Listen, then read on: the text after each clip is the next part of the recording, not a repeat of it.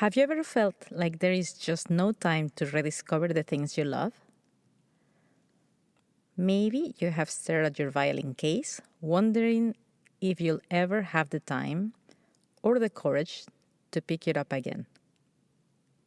If that's you, you're in the right place.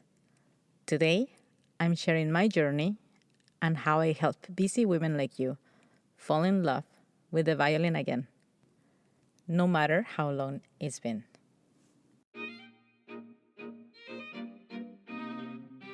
Welcome to the Passion Project, Violin Edition, the podcast for busy women violinists who want to play with joy, confidence, and creativity. I'm your host, Marlene, a violinist and coach dedicated to helping you rediscover your passion and make violin a part of your life again, without the overwhelm. Since this is the very first episode, I want to share a little bit about my own journey. Because just like you, I've struggled with finding time, confidence, and balance in my own violin practice. There was even a moment I almost gave up for good. But that struggle led me to a new way of practicing that changed everything, not just for me, but for the incredible women I now get to coach. So today I'll share my story, what led me to create this podcast, and how I hope it will inspire you on your own violin journey. I have been on a personal quest most of my life to be a violinist, since I was 7 years old to be exact. But I did not get to start this journey then. I had to wait until I was 19. But that's a whole other story. Yes, I know how that sounds. It is a little crazy to think that I formally started learning violin when I was 19 years old.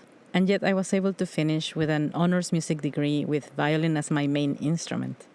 You would not believe me if I actually told you what I had to do to get where I am today.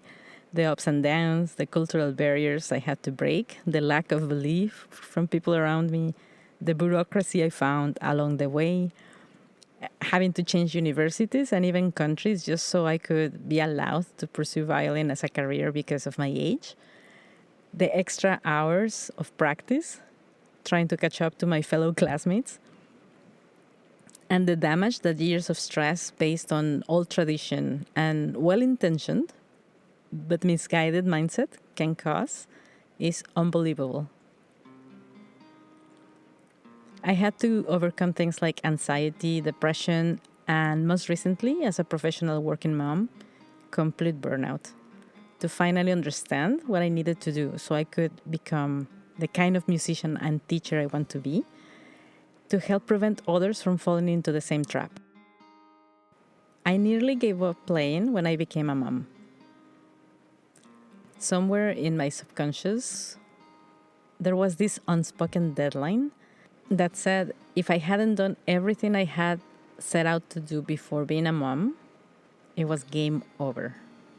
And that was genuinely how I felt. I had lost. It took abandoning my instrument for nearly 6 years after I fought so hard to play it in the first place to finally overcome the imposter syndrome that had sat deep within me. What helped me get out of that mindset, ironically, was burnout. Those 6 years without violin were filled with an unfulfilling job that worked me to the bone. A dream job to everyone else's eyes, working from home, well paid, flexible for a mom, perhaps just an escape. A way of avoiding what I truly wanted, my music career. I was likely avoiding it because I had no idea as to where to start. I was out of shape, out of the scene, and I thought I was out of options. I was heartbroken and completely exhausted. But dealing with burnout is no joke. When you hit rock bottom, there's absolutely nothing else you can lose. When even your health is gone, there is no other option but to look within. That burnout was a blessing in disguise because it forced me to focus on myself. I had no choice but to start recovering my health slowly. I was so overweight that I couldn't handle a 10-minute walk or focus long enough to finish one simple task. I stopped driving because I didn't trust that I could pay attention long enough to drive safely, and all I wanted to do was nothing. I couldn't take care of myself, nor my family, and much less think of retaking violin. But I had to start somewhere. So I decided I could do tiny 4-minute HIIT workouts to get in shape. I allowed myself to be okay with just doing that. And this little mindset twist completely changed my life. It took some time, but I lost 12 kilos just doing that. Being someone that has never worked out constantly, I was shocked. I was back to my ideal weight, my energy and ability to focus came back. And then I just thought, well, why couldn't I just do the same with violin? Why couldn't I start with my own tiny violin HIIT style practices? Something that was not overwhelming, easy to do, something that didn't take too long. Why not create a program for myself that could help me play again?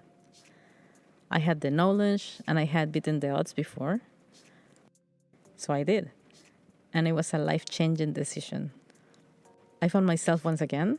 And thinking back, it was so sad to see that poor instrument in a corner not being used. If violins have a soul, I think mine was just happy to be used and dust off and no longer ignored in the depths of my closet. The sadness and fear I was experiencing before I found my way, and the completely blocked mindset, the terror barrier I had to cross in order to overcome this, it made me wonder, how many other women are living what I went through? What if I could share my story, help and inspire other women who have lost their way to busy, unfulfilling jobs and forgotten music degrees, who are nostalgic to play again one day, or even worse, yearning to transition back into the professional music world, just like I did. When? I decided to take a chance and put myself out there. I started by inviting my immediate social circle to what I call the Violin Bootcamp, based on the same HIIT ideas of short practices. People in my own personal Facebook network actually took me up, and women I didn't even know or I had forgotten that played violin started coming to see me. I was so encouraged. And that brings me to today.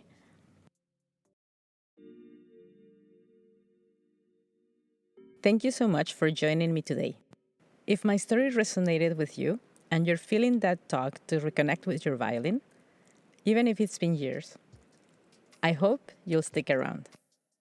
In upcoming episodes, I'll be sharing bite-sized tips, encouragement, and creative ways to reignite your passion and bring the violin back into your life without the guilt or overwhelm. If you're ready to take that first small step, I've got a free audio training that will guide you through it. You can find the link in the show notes. Until next time, never stop playing.